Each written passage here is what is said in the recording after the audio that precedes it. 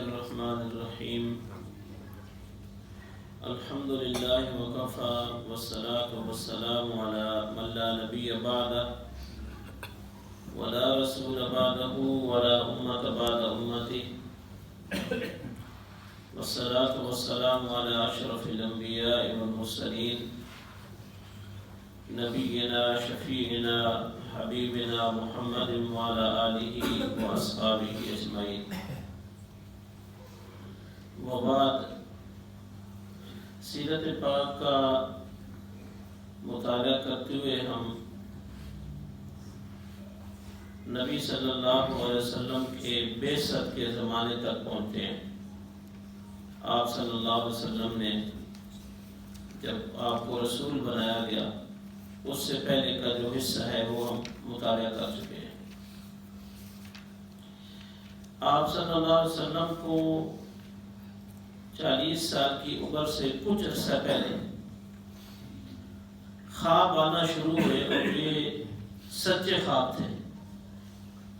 رات کو جو کچھ آپ دیکھتے تھے صبح یا اگلے دن وہ ہو بہو آپ کو وہ منظر وہ کام دکھائی دیتا تھا۔ اس وجہ سے آپ کا شوق بھی بڑھ گیا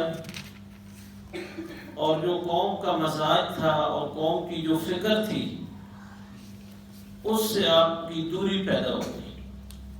فکری طور پہ تو پہلے بھی آپ دور تھے، قوم کا مزاج بالکل اور ہے، اور آپ صلی اللہ علیہ وسلم پچھلے پورے 40 سالوں میں 40 سال سے پہلے کی زندگی میں تفکر میں تھے، لیکن راہ کوئی نہیں تھی نا کدھر بلائے۔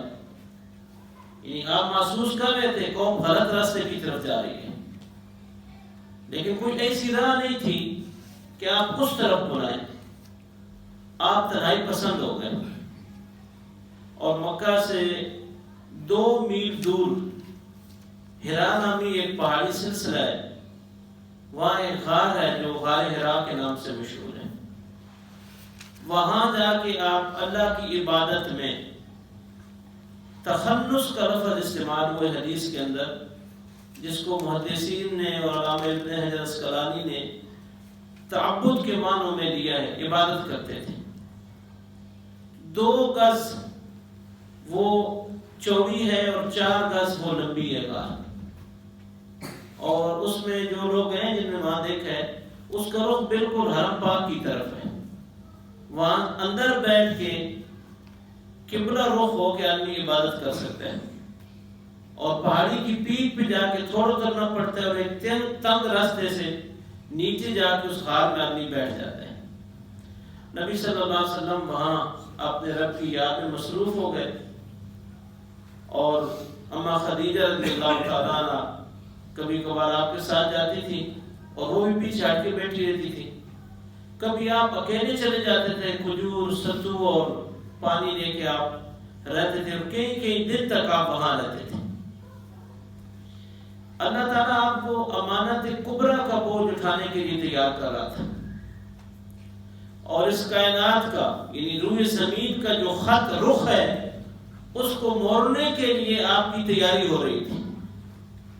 جب آپ صلی اللہ علیہ وسلم کی عمر مبارک 40 سال ہوئی اور آپ غار ہرا کے اندر ہی تھے، علامہ صفی الرحمن مبارک پوری اور سید سلمان ندوی اور سلمان منصور پوری، ان لوگوں نے 21 رمضان پہلی وحی کی تاریخ لکھی ہے۔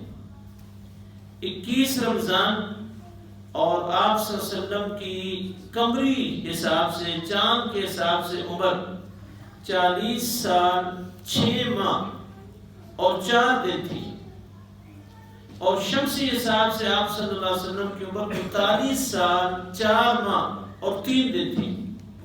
تو جناب جبرائیل تشریف لائے اور آپ صلی اللہ علیہ وسلم کو کہا اقرا پڑھیے۔ حضور نے فرمایا ما انا بقاری، میں تو پڑھ وہ نہیں ہوں۔ تو حضور فرماتے جبرائیل نے مجھے پکڑ کے نا دبایا یہاں تک کہ میری قوت برداشت جواب دے گئی، پھر کہا اقرا پڑھیے۔ حضور نے فرمایا ما انا بقاری، میں پڑھ وہ نہیں ہوں۔ سیدنا جبرائیل نے پھر آپ کو پکڑ کے دبایا. ان 3 دفعہ ایسے ہوا. تیسری دفعہ جب دبا کے چھوڑا تو کہا اقرأ بسم ربک الذی خلق خلق الانسان من علق اقرأ وربک الاکرم الذی علم بالقلم علم الانسان ما لم یعلم. یہ پہلی وحی تھی. اور یہ پہلی وحی جو ہے اس کے اندر ہماری پوری تعلیمی پالیسی اللہ تعالیٰ نے بیان کر دی ہے. نامعلوم سے معلوم تک کا سفر اس کائنات کے اندر. جی سنت اللہ کو تلاش کرے.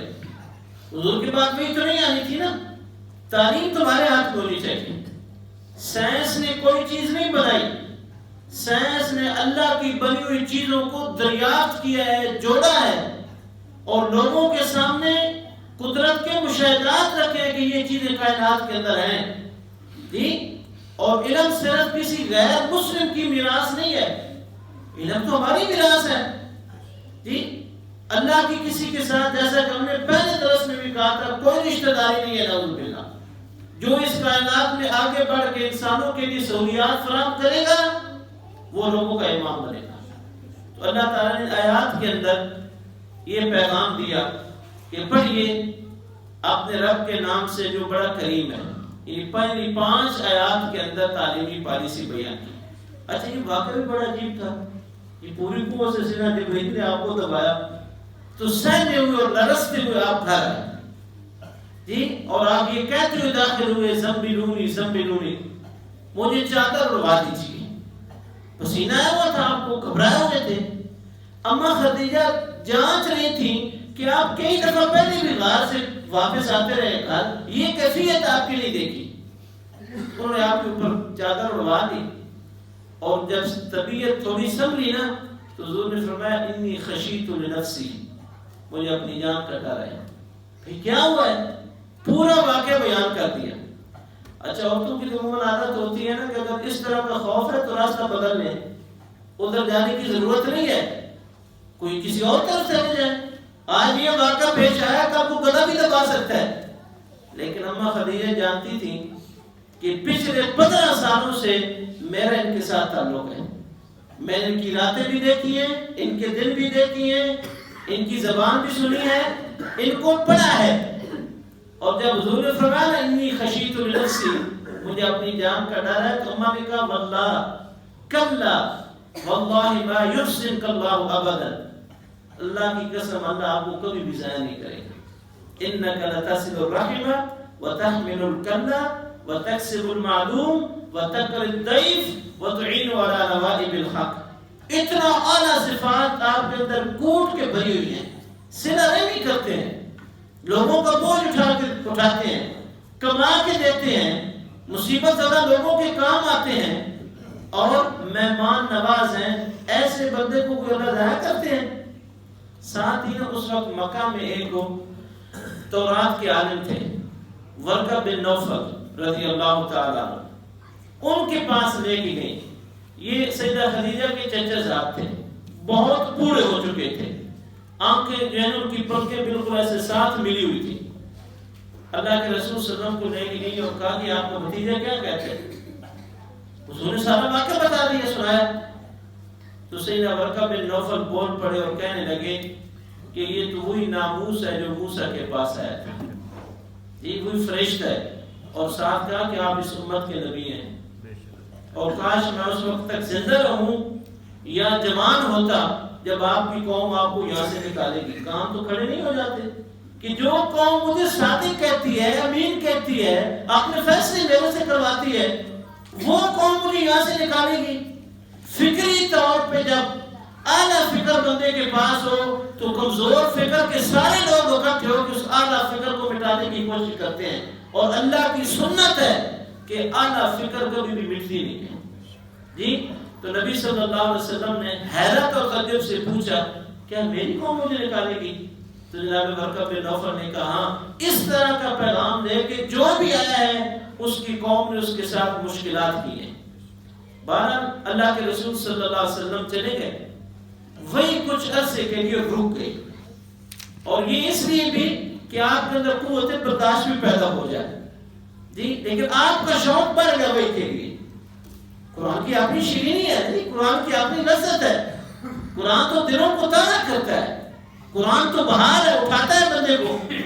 تو اللہ کے رسول صلی اللہ علیہ وسلم فرماتے ہیں میں گھر سے ایک دن نکل کے جا رہا تھا تو مجھے آواز آئی، میں نے دائیں بائیں دیکھا تو آواز دینے والا نظر نہیں آ رہا، میں نے اوپر دیکھا تو جناب جبرائیل ہے، اور یوں لگ رہا ہے کہ ایک کرسی پہ بیٹھے ہیں اور زمین کے اندر معلق ہیں جی، اور کیا کہہ رہے ہیں، یا محمد آپ اللہ کے رسول ہیں اور میں جبرائیل ہوں۔ حضور کی نظر مبارک تو ہی جم گئی جی، یہ پہلی دفعہ آپ نے سینہ جبرائیل کو ان کی اصلی صورت میں دیکھا کہ انہوں نے پورے فضا کو اپنی لپیٹ کے اندر لیا، 600 پروں کے ساتھ جو ہے اپنی فضا کو اپنی لپیٹ کے اندر لیا، ٹھیک ٹھیک باندھ کے آپ کھڑے ہیں۔ پھر آپ دوبارہ جب واپس آئے تو اللہ تعالیٰ نے آپ کو سورہ مدثر کی ابتدائی آیات دی ہیں، اور دوبارہ بھی یہی کیفیت ہے، گھبرائے ہوئے ہیں، چادر لے کے لیٹ گئے ہیں، اور اللہ تعالیٰ کہہ رہے ہیں یا ایھا المدثر قم، کھڑے ہو جائیں، اے چادر لپیٹ کے سونے والے کھڑے ہو جائیں، اب آرام کے دن ختم ہو گئے، جو بوجھ ہم نے آپ کے اوپر لاد دیا ہے نا، اس میں آرام نہیں ہے، یہ جدوجہد ہے۔ پھر حضور کھڑے رہے تو 23 سال تک کھڑے رہے، دنیا کی کوئی قوت آپ کو بٹھا نہیں سکی، دبا نہیں سکی، خرید نہیں سکی، آپ کو اپنے راستے سے ہٹا نہیں سکی جی۔ تو ان آیات میں اللہ تعالیٰ نے نا بڑی پیاری ہماری رہنمائی فرمائی ہے، قم، کھڑے ہو جائیں، فانذر، اور لوگوں کو ڈرائیں، لوگوں کو ان کے کرتوت، ان کا انجام جی ڈرائیں، اور وربک فکبر، اللہ کی کبریائی بیان کریں، اور اللہ کی کبریائی کی آخری حد یہ ہے کہ اس زمین میں اللہ کے مقابلے میں کوئی متکبر نہ رہے، اس کے تکبر کو، اس کی کبریائی کو قوت کے ساتھ روک دیں۔ حضور جب اٹھے تو کتنے بڑے متکبر تھے جی، سردار تھے یا نہیں تھے، لیکن اللہ کے رسول صلی اللہ علیہ وسلم تنے تھا، غار حرا سے کوئی آپ کے ساتھ فوج نہیں تھی، تنے تنا آئے لیکن ایک پیغام لے کے آئے، اتر کر حرا سے سوئے قوم آیا اور ایک نسخہ کیمیا ساتھ لایا، وہ بجلی کا کڑکا تھا یا کہ صوت ہاتھی، عرب کی زمین جس نے ساری ہلا دی، ہر ایک کے کام کھڑے ہو گئے جی۔ تو اللہ کے رسول صلی اللہ علیہ وسلم کو بتایا گیا کہ اللہ کی کبریائی کی آخری حد یہ ہے وَرَبَّكَ فَكَبِّرْ، کہ روئے زمین میں اللہ کے مقابلے کی کوئی قوت نہ رہے۔ یہ جتنے بڑے بنے پھرتے ہیں نا، ان کی قوت کو للکاریں اور ان کی قوت کو توڑ کے رکھ دیں جی۔ وَثِيَابَكَ فَطَهِّرْ، اپنے کپڑوں کو پاک رکھیں، اور پاکیزگی کی آخری حد یہ ہے کہ دل اور بدن کی صفائی آپس میں میچ کر رہی ہو، ایسا نہ کہ ظاہری صفائی تو بڑی ہے، دل کہیں اور کھڑا ہوا ہے، وَالرُّجْزَ فَاهْجُرْ، بتوں کی گندگی سے بھی دور رہتا ہے، نبی کی ذات تو ویسے ہی پاک ہوتی ہے جی۔ یہ کیوں کہا جا رہا ہے؟ اس لیے کہ نبی کا اس امت کے لیے نمونہ ہوتا ہے، ایسی کوئی راہ قبول نہ کریں کہ رب کو بھی سجدہ کریں اور غیروں کے سامنے بھی ماتھا ٹیک لیں، یہ کوئی عبادت نہیں ہے۔ ایک اللہ کی بندگی اور عبادت ہر وقت تمہارے اوپر غالب رہے جی۔ پھر فرمایا وَلَا تَمْنُنْ تَسْتَكْثِرْ، احسان کرنے کے بعد اس کا جو بدلہ ہے نا، اس کی انتظار میں نہ رہے کہ فلاں کو کپڑے لے کے دیے تھے، اب وہ مجھے تو گزرتے ہوئے آدھا وسلام کرے گا، نہیں، اپنے نام کی تختیاں اور اپنے نام کی تسبیحیں نہ کریں جی، جو کام بھی کرے اللہ کی رضا کے لیے۔ تو یہ دوسری وہی تھی سورہ مدثر کی، جس کے اندر اللہ تعالیٰ نے آپ کو منصب رسالت کا پیغام اور رائے عمل بتا دیا۔ یہ جو دوسری وحی ہے نا، اس کا خلاصہ مفسرین نے لکھا ہے کہ دوسری وحی کا خلاصہ توحید ہے، رسالت ہے، آخرت ہے، تزکیہ نفس ہے۔ لیکن اس سارے پروسیس کو سمجھایا کس نے؟ باعظمت قیادت جو جناب محمد الرسول صلی اللہ علیہ وسلم کی قید تھی، جب تک کوئی ان کو اپنا ہاتھی رہبر امیر نہیں مان لیتا، ان کے پیچھے نہیں چلتا، وہ کبھی بھی دنیا کے اندر کامیاب نہیں ہو سکتا اور نہ ہی آخرت کے اندر کامیاب ہو سکتا ہے۔ پھر اس کے بعد آپ صلی اللہ علیہ وسلم کی جو دعوت تھی، اس کو پھیلانے کے لیے آپ میدان میں کھڑے ہو گئے۔ آپ کی جو دعوت اور تبلیغ کے مراحل ہیں، دو بنیادی اور بڑے حصے ہیں۔ مکی دور ہے جو 13 سال پہ مشتمل ہے، اور مدنی دور ہے جو 10 سال پہ مشتمل ہے.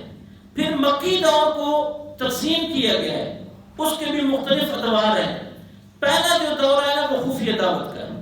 جی ان قابل اعتماد دوستوں کو دعوت دیں جن کے چہروں کو آپ نے پڑھا ہے کہ ان کے چہروں کے اوپر خیر کے، امن کے، بھلائی کے آثار نمایاں ہیں، اور جن کے اوپر شر ہے ابھی تک ان کو نہ چھیڑیں. ان کو للکارنا ہے فَاسْتَعْ بِمَا تُؤْمَرُ، ہم کے پکارنا ہے، للکارنا ہے، لیکن ابھی وہ اگلا مرحلہ آئے گا. پہلے مرحلے میں ان لوگوں کو جو آپ کے ساتھ اٹھتے ہیں بیٹھتے ہیں ان تک دعوت پہنچائیں. پہلی وحی کے ساتھ جناب خدیجہ رضی اللہ تعالیٰ عنہ، جناب ابوبکر صدیق رضی اللہ تعالیٰ عنہ، جناب زید بن حارث، جناب علی رضی اللہ تعالیٰ عنہ اور ورقہ بن نوفل، انہوں نے تو آپ کی تصدیق کر دی. یہ پہلا گروپ تھا. پھر اس کے بعد خفیہ دعوت، ڈور ٹو ڈور، انفرادی طور پہ چند گھروں میں افراد تک دعوت پہنچانا، یہ تقریباً 3 سال پر مشتمل ہے. اس عرصے میں آپ صلی اللہ علیہ وسلم کے ساتھ تقریباً 45 افراد جو ہیں وہ آپ کے ساتھ آپ کی جماعت کے اندر شامل ہوئے ہیں. پھر یہ جو ابتدائی 5 لوگ تھے یہ بھی بڑے مؤثر تھے.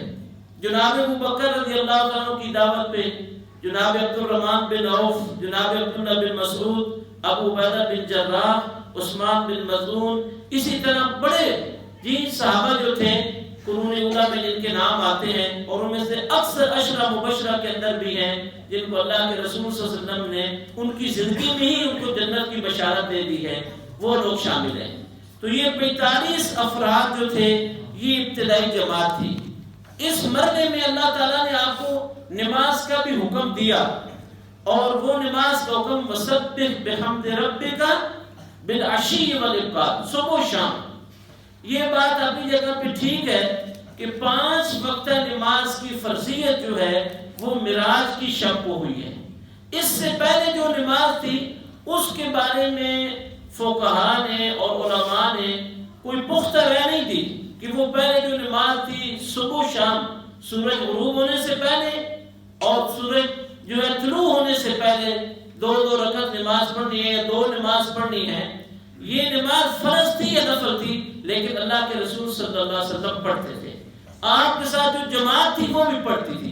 اس کی ایک بڑی دلیل یہ ہے کہ نبی محترم صلی اللہ علیہ وسلم اور جناب علی رضی اللہ تعالیٰ عنہ بیر مکہ سے ایک وادی میں نماز پڑھ رہے تھے، اور جناب ابو طالب گزرے، انہوں نے دیکھا اور پوچھا یہ کون سا عبادت کا طریقہ ہے. تو آپ صلی اللہ علیہ وسلم نے بتایا، تو انہوں نے کہا ٹھیک ہے آپ اس کے مطابق اپنی عبادت کرتے رہیں. تو یہ بخاری شریف کے اندر جو ہے اس کو روایت کیا گیا. دوسرا مرحلہ جو ہے دعوت کا، اللہ کے رسول صلی اللہ علیہ وسلم کو حکم ملا وَأَنذِرْ عَشِيرَتَكَ الْأَقْرَبِينَ، آپ نے قریبی رشتہ داروں کو، فیملی کو، بنی ہاشم، بنی عبد مناف، اس کو آپ نے اکٹھا کیا اور ایک کھانے کا اہتمام کیا. اور جب آپ صلی اللہ علیہ وسلم نے دعوت دی تو ابو لہب بھی اس میں تھا. اس نے لپک کے آگے کہا، اس نے کہا ہم یعنی آپ کا خانوادہ جو ہے، آپ کی جو فیملی ہے، جو قریش ہے، یہ پورے عرب سے نہیں لڑ سکتے. جو باتیں آپ کر رہے ہیں نا یہ باتیں تو ہمیں پورے عرب سے لڑائیں گی، ہمارے لیے ممکن نہیں ہے. اللہ کے رسول صلی اللہ علیہ وسلم نے کہا کہ حالات ایسے نہیں ہیں کہ بات جو ہے وہ پوری طرح سے ہو سکے. تو آپ صلی اللہ علیہ وسلم نے بالکل خاموشی اختیار کر دی. کچھ عرصہ بعد پھر آپ نے دعوت کی، اور اس دعوت میں آپ صلی اللہ علیہ وسلم کے چچا ابو طالب بھی آئے. جب آپ صلی اللہ علیہ وسلم نے بات کی نا تو اللہ کی حمد و ثنا کے بعد پہلی بات یہ کی، رہنما اپنی فیملی اور گھر کے لوگوں سے جھوٹ نہیں بولتا. جو میں آپ کے سامنے بات رکھنے جا رہا ہوں، جی اللہ ایک ہے، مرنے کے بعد بالکل اسی طرح زندہ ہونا ہے جس طرح تم روز نیند کرتے ہو، سوتے ہو اور پھر اس کے بعد صبح اٹھ بھی جاتے ہو، بالکل اسی طرح زندہ ہونا ہے اور گزری ہوئی زندگی کے بارے میں پوچھا جائے گا. اس پر جناب ابو طالب آگے بڑھے، انہوں نے کہا ہم جانتے ہیں آپ کی بات کو، جو کچھ آپ کہتے ہیں اس کا وزن بھی ہمیں معلوم ہے، جس طرح آپ کا کردار ہے وہ بھی ہمارے سامنے ہے، میں آپ کا ساتھ دوں گا، تم چلتے رہو. ابو لہب وہ بھی آپ کا چچا ہی تھا. اس نے کہا یہ کس طرح ہو سکتا ہے؟ آگے بڑھے ان کا ہاتھ پکڑو. اس سے پہلے بیر کوئی ان کے ہاتھ کو پکڑے ہم ان کے ہاتھ کو پکڑ کے یہاں باندھ دیتے ہیں. تو جناب ابو طالب نے کہا ایسا نہیں ہو سکتا, میری موجودگی میں ان کے اوپر ہاتھ نہیں ڈالا جا سکتا. اس موقع پہ آپ صلی اللہ علیہ وسلم نے دعوت کا اہتمام کیا اور یہ کھانا ان کو کھلایا, اور پھر ایک اچھی امید کے ساتھ یہ جو محفل ہے برخاست ہو گئی. اس کے بعد دعوت کا تیسرا مرحلہ ہے جی, اور وہ بڑا مشکل ہے.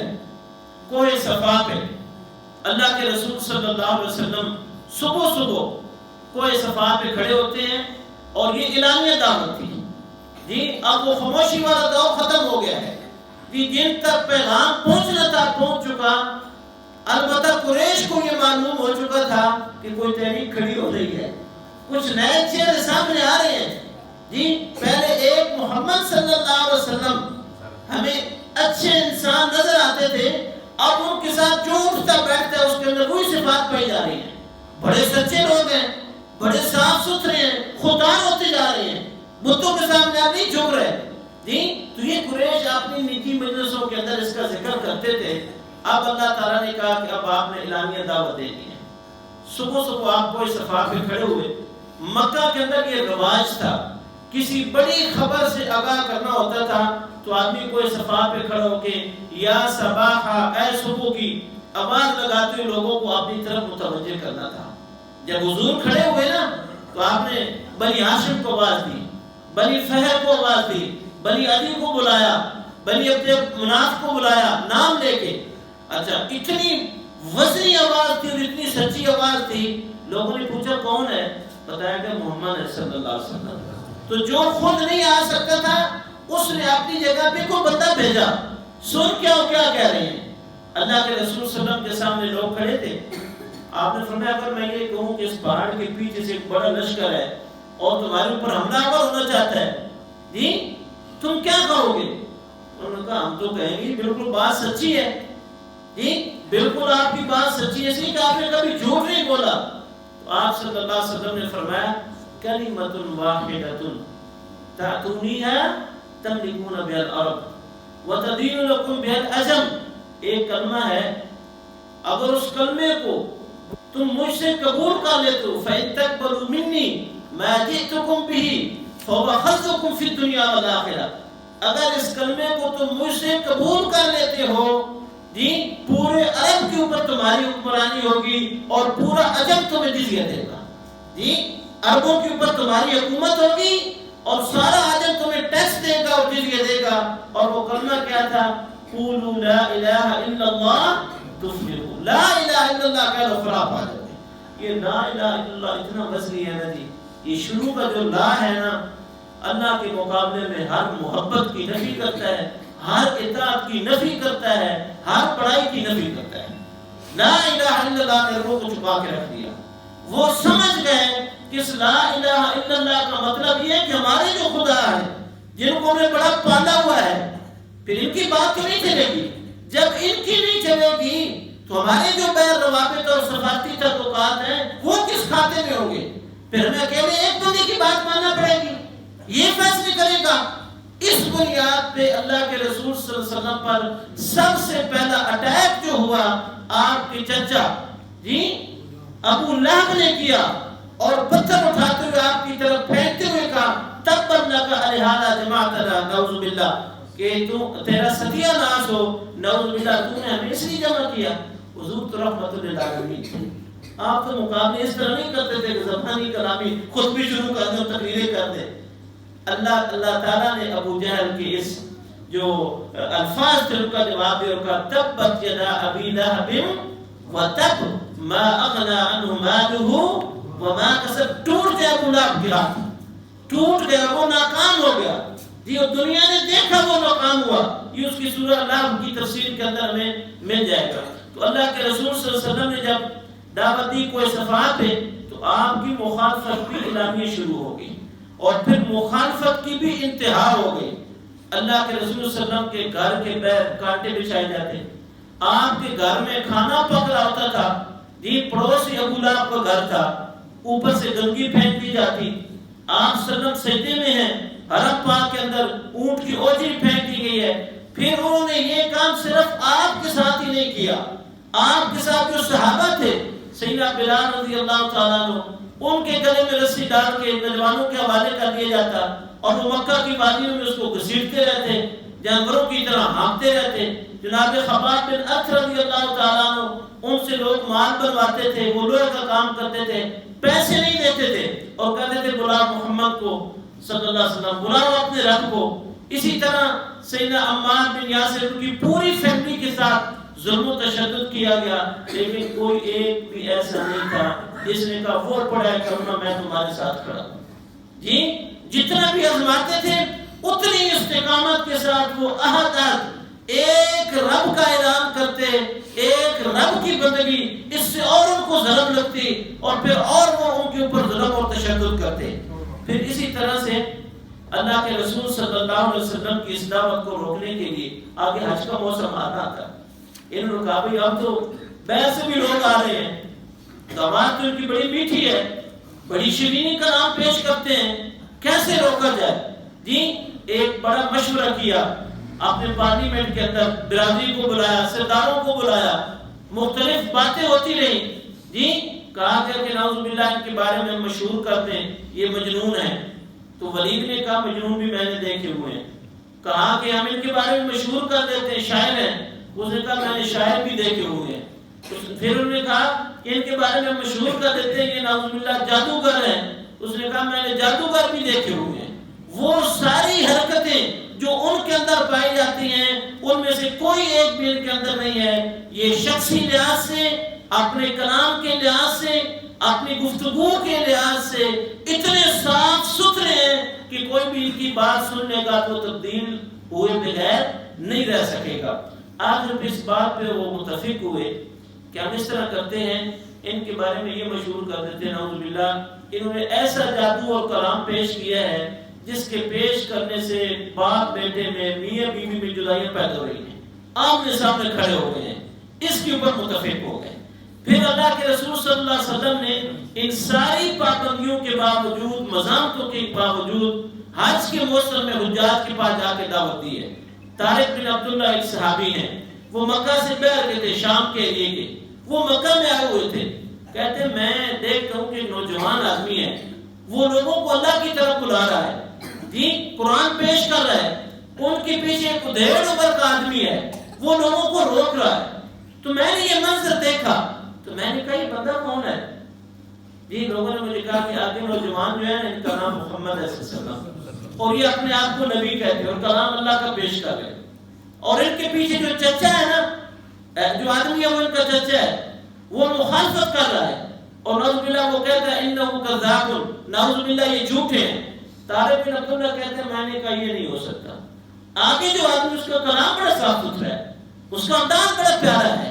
جی طارق بن عبداللہ کہتے ہیں میں اس وقت ایمان تو نہیں لایا، لیکن میرا دل اس جستجو میں رہا کہ اس کے بعد پھر میری کب ملاقات ہوگی ان کے ساتھ.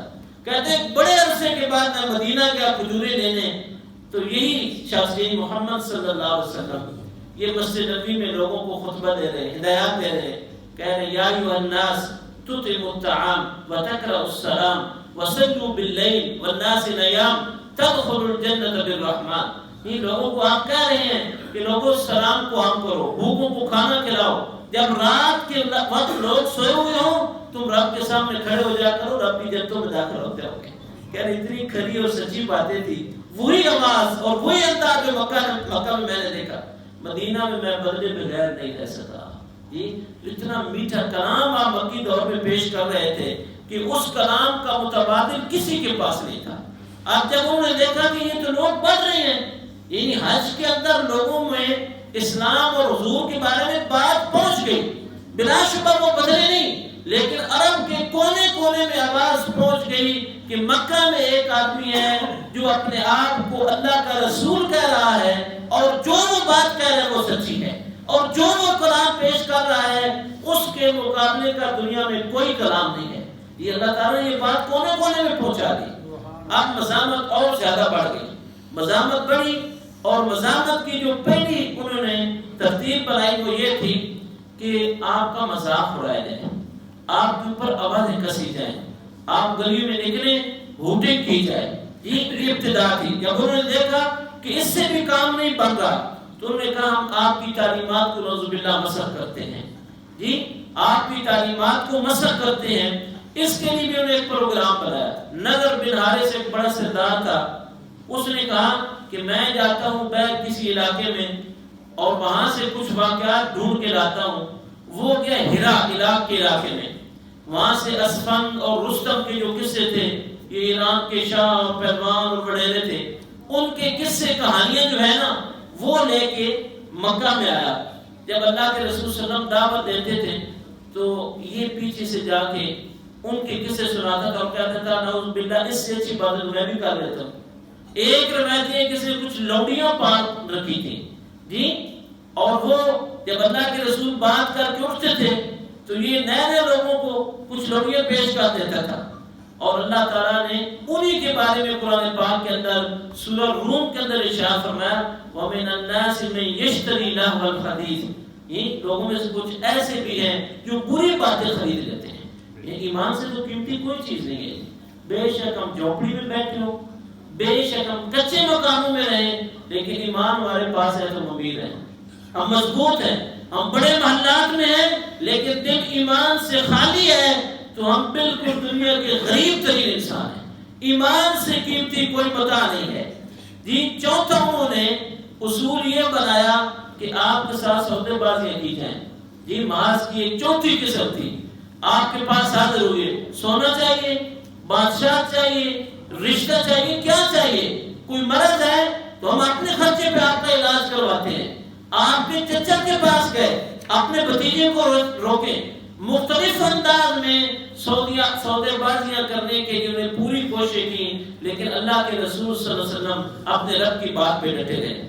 پھر پانچواں جو تھا وہ ظلم و ستم تھا، پھر ظلم کی انہوں نے بڑی انتہا کی تھی، یعنی ایسے ایسے مظالم جو انسانی برداشت سے باہر ہو گئے تھے، چمڑوں کے اندر بند کر کے دھوپ میں رکھ دیا جاتا تھا، پھینک دیا جاتا، جی گرم کوئلوں کے اوپر لٹایا جاتا تھا، جی نیزے چبھوئے جاتے تھے، بھوکا پیاسا رکھا جاتا تھا، دھوپ کے اوپر باندھ دیا جاتا تھا۔ مطالبہ ایک ہی تھا، محمد صلی اللہ علیہ وسلم کا ساتھ چھوڑ دو۔ مطالبہ ایک ہی تھا، رب کی بندگی سے واپس آ جاؤ، حبل کو مانو، رب لات کو مانو۔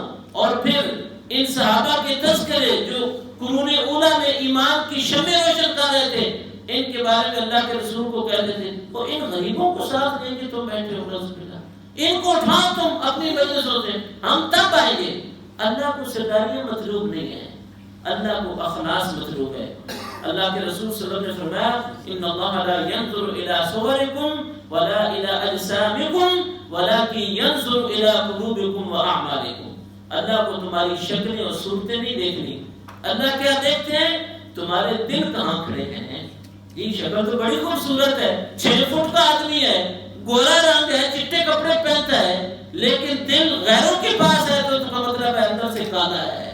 اگر کپڑے ماڑے بھی پہنے ہوئے ہیں، جسم کمزور بھی ہے، لاغر بھی ہے، دل میں اللہ موجود ہے تو وہ بندہ صحت مند ہے، وہ بندہ طاقتور ہے۔ اس کو کہیں بھی اسلام کی حفاظت کے لیے کھڑا کر دیں، وہ کھڑا رہے گا، جان دے دے گا، لیکن اپنے رب کے ساتھ غداری نہیں کرے گا۔ تو یہ پانچواں جو تھا نا جی ایک ظلم و ستم کا انہوں نے طریقہ اپنایا۔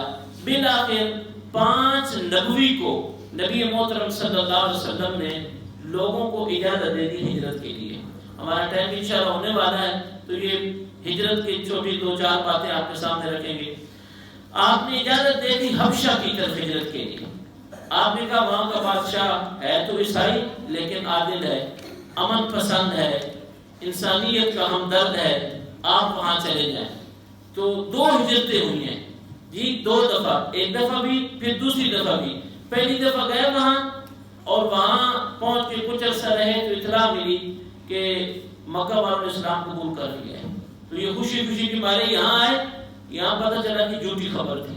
اب نکلنا بڑا مشکل تھا کہ مکہ والے بھی بیدار ہو چکے تھے، لیکن ایمان والوں نے بھی پوری پھرتی دکھائی، نکل گئے۔ اور دونوں دفعہ جی مکہ سے بھی، مکہ والوں کے سفارتی تعلقات تھے حبشہ والوں کے ساتھ، بڑے قیمتی تحائف لے کے گئے، عمر بن عاص کمانڈر بن کے گئے، سفیر بن کے گئے، نمائندہ بن کے گئے قریش کی طرف سے، اور ادھر سے سیدنا جعفر رضی اللہ تعالیٰ عنہ تھے اور کچھ صحابہ تھے۔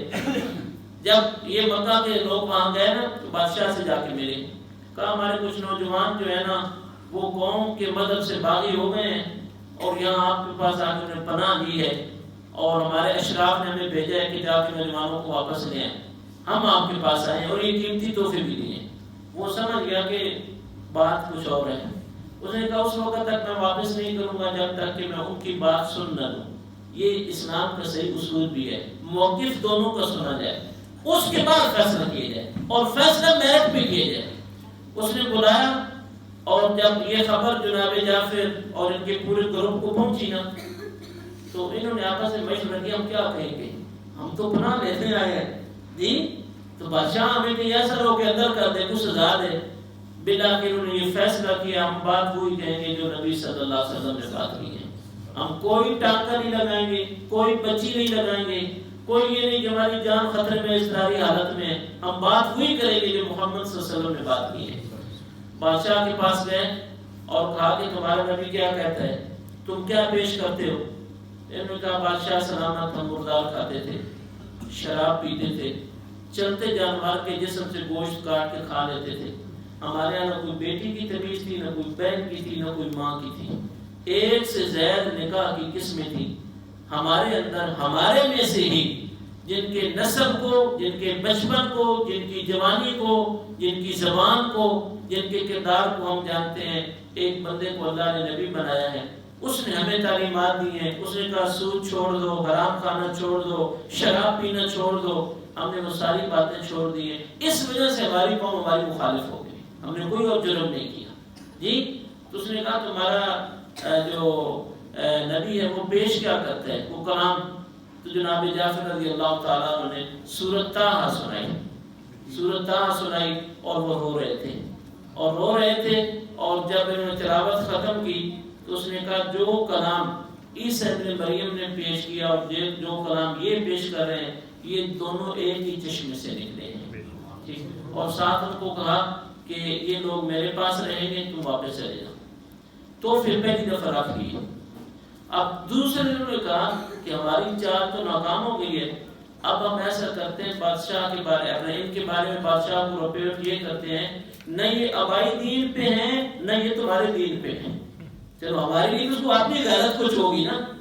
تو انہوں نے سب کو کہا کہ تمہارے نبی کے بارے میں یہ باتیں کہتے ہیں جی، عیسائی تو کہتے تھے نا عیسیٰ علیہ السلام ابن اللہ ہیں، اور عیسیٰ علیہ السلام کی والدہ ام اللہ ہیں جی، اللہ کی ماں ہیں اور یہ اللہ کے بیٹے ہیں۔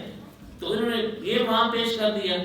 اب انہوں نے مشورہ کیا اب کیا کریں، اب تو اس کے عقیدے کے اوپر ظلم آئی ہے، سب نے دوبارہ یہ فیصلہ کیا ہم وہی بات کریں گے جو رسول اللہ صلی اللہ علیہ وسلم نے بتائی اور پڑھائی۔ دوبارہ پیش ہوئے، انہوں نے کہا تمہارا جو نبی ہے وہ عیسیٰ علیہ السلام کے بارے میں کیا کہتا ہے؟ تو جناب جعفر نے آگے نمائندگی کرتے ہوئے پڑھے اور کہا ہمارے نبی صلی اللہ علیہ وسلم کہتے ہیں کہ عیسیٰ اللہ کے بندے اور اس کا روح ہے، اور اللہ تعالیٰ نے کو ایک کنواری عورت سیدہ مریم کے بدن سے پیدا کیا ہے۔ پھر عیسیٰ علیہ السلام سے متعلق جو آیات تھی قرآن پاک کی وہ سنائیں۔ بادشاہ رو رہا تھا اور اٹھا، اس نے ایک تنکا اٹھا کے کہا جو یہ باتیں بیان کر رہے ہیں اور جو عیسیٰ علیہ السلام کی حیثیت ہے دونوں میں ان تنکے کے برابر بھی فرق نہیں ہے، اور کہا کہ ان کو میرے دربار سے نکال دیں، ان کو تحفے واپس کر دیں، یہ لوگ میرے ملک میں رہیں گے اور میری امان میں رہیں گے۔ یہ ایک بڑا اچھا پیغام ہمیں ملتا ہے۔ ہم عالمی طاقتوں سے ڈر جاتے ہیں، ہمارے بیان کے اوپر پابندی لگ جاتی ہے، ہم سچائی بیان بھی کرنا چاہتے ہیں، ہمارا میڈیا خوف کھاتا ہے، خبر نشر نہیں کرتا، پرنٹ میڈیا کے اوپر بھی، الیکٹرانک میڈیا کے اوپر بھی خبریں نہیں دیتے، ہمارے پیر سے ایک بات ہو جائے گی ہم بھوکے مار جائیں گے۔ بھئی دینے والا تو اللہ ہے، ان کو بھی اللہ دے رہا ہے، وہ محنت ضرور کرتے ہیں، دے اللہ ہی رہا ہے ان کو بھی، اور اللہ ہی تمہیں بھی دے رہا ہے۔ تم اللہ کے اوپر ایمان رکھنے والے ہو، اور موسیٰ علیہ السلام کی امتیوں کو اللہ تعالیٰ نے کہا تھا کہ تم فرعون کو اپنی آنکھوں کے سامنے غرق ہوتا دیکھ رہے تھے وَأَنْتُمْ تَنْظُرُونَ، اور پھر بھی تمہیں رب کی نصرت کے اوپر یقین نہیں تھا۔ آج ہماری بھی یہی کیفیت ہے۔ دنیا کی 3 سپر پاور قوموں کو اس صدی کے اندر شکست ہوئی ہے مسلمانوں کے ہاتھوں، اور ایک کمزور ملک کیا تو شکست ہوئی ہے، ابھی بھی ہمیں یقین نہیں ہے کہ رب ہمارے ساتھ ہے جی۔ تو حبشہ کے اندر مسلمان امن کے ساتھ رہے، اور پھر پیچھے اللہ کے رسول صلی اللہ علیہ وسلم کی دعوت بھی جاری رہی۔ اللہ نے اس دعوت کے اندر اتنی برکت دی، اتنی برکت دی، سیدنا حمزہ رضی اللہ تعالیٰ عنہ مسلمان ہوئے۔ سیدنا عمر بن خطاب، اللہ کے رسول صلی اللہ علیہ وسلم نے دعا کی، اللہم اعز الاسلام باحد الرجلین ابا عمر بن ہشام و ابا عمر بن الخطاب، اللہ اسلام کی مدد فرما دو آدمیوں میں سے ایک کے ذریعے، یا عمر بن ہشام جس کو ابو جہل کہتے ہیں اس کے ذریعے، وہ بھی بڑا زیرک آدمی تھا، یا عمر بن خطاب رضی اللہ تعالیٰ کے ذریعے۔ دو نام حضور اللہ کے پاس پیش کیے، اللہ نے جناب عمر کا انتخاب کیا، جناب عمر مسلمان ہو گئے۔ اور جس دن جناب عمر مسلمان ہوئے، مسلمان دار ارکم میں تھے، ارکم میں نبی ارکم کا گھر تھا، وہاں درس بھی ہوتا تھا، عبادت بھی ہوتی تھی، مسلمان جمع بھی ہوتے تھے۔ تو سیدنا عمر وہاں پہنچے جی، اور سیدنا حمزہ بھی وہاں تھے۔ اللہ کے رسول نے دعا بھی مانگی ہوئی تھی، حضور کو بتایا کہ عمر آ رہے ہیں، حضور نے فرمایا آنے دو، اگر اچھے سے، سیدنا حمزہ نے کہا اگر اچھے ارادے سے آیا ہے تو ٹھیک ہے، ورنہ میں بھی یہاں کھڑا ہوں، سرگرم کر دوں گا۔ حضور نے فرمایا نہیں، آنے دو۔ بڑی عاجزی کے ساتھ بیٹھ گئے، انکساری کے ساتھ بیٹھ گئے جی، اور اسلام قبول کر لیا۔ نماز کا وقت ہوا جی، تو کہا کیا کرنے لگے، عبادت کو تو پورا نہیں پتا، کہا نماز پڑھنے لگے۔ تو جناب عمر نے کہا کہ نماز حرم میں پڑھیں گے جی، اس سے پہلے اسلام گھر میں تھا، عمر کے اسلام لانے کے بعد اسلام گھر سے نکل کے حرم پاک کے اندر آ گیا۔ عمر آگے آگے ہیں، تکبیر کے نعرے ہیں۔ اس دن اللہ کے رسول صلی اللہ علیہ وسلم نے جناب عمر کو فاروق کا لقب دیا ہے۔ ایک بار پھر فاروق کی ضرورت ہے۔ ہم کلمہ گو ہیں اور حق اور باطل میں فرق نہیں کر پاتے، ہم حق کو تسلیم کرتے ہیں لیکن باطل کے حق میں مورے لگا کے آ جاتے ہیں۔ اس امت کو دوبارہ فاروق بننا ہوگا، حق اور باطل میں فرق کرنا ہوگا، اور اس روئے زمین سے تکبر اور متکبرین کو مٹانا ہوگا، اور انسانوں کا ہاتھ اللہ کے ہاتھ میں دینا ہوگا۔ روٹ ایک ہی ہے، اور وہ روٹ محمد رسول اللہ صلی اللہ علیہ وسلم والا ہے۔ کوئی اس سے ہٹ کے نئے راستے اختیار کرے یا خود ساختہ دین پیش کرے، اللہ کہہ رہے ہیں وَمَن يَبْتَغِ غَيْرَ الْإِسْلَامِ دِينًا فَلَن يُقْبَلَ مِنْهُ، اس کا وہ دین قبول نہیں کیا جائے گا۔ تو انشاءاللہ یہ جو سیرت پاک کا سفر ہے ہمارا، یا مطالعہ ہے، یہ جاری رہے گا۔ اللہ کے رسول صلی اللہ علیہ وسلم کی اس دعوت کے مقابلے میں آپ کے ساتھ سوشل بائیکاٹ بھی ہوا۔ تقریباً 3 سال تک کوئی رشتہ نہیں کر سکتا، کوئی ان کے ساتھ لین دین نہیں کر سکتا۔ نوبت یہاں تک آ گئی، نوبت یہاں تک آ گئی کہ سوکھے جو چمڑے تھے نا، سوکھے ہوئے، ان کو ابال کے پیا جاتا تھا، کھایا جاتا تھا، پتے کھا کے بھوک مٹاتے تھے۔ اور صرف اہل ایمان نہیں تھے بلکہ حضور کی پوری فیملی بنی ہاشم بھی آپ کے ساتھ تھے۔ قریش مکہ نے ایک معاہدہ لکھا تھا جی، اور اس معاہدے کے اوپر بڑے بڑے خاندانوں کے سین تھے، اور وہ معاہدہ تحریری لکھ کے بیت اللہ کے اندر لٹکا دیا جی۔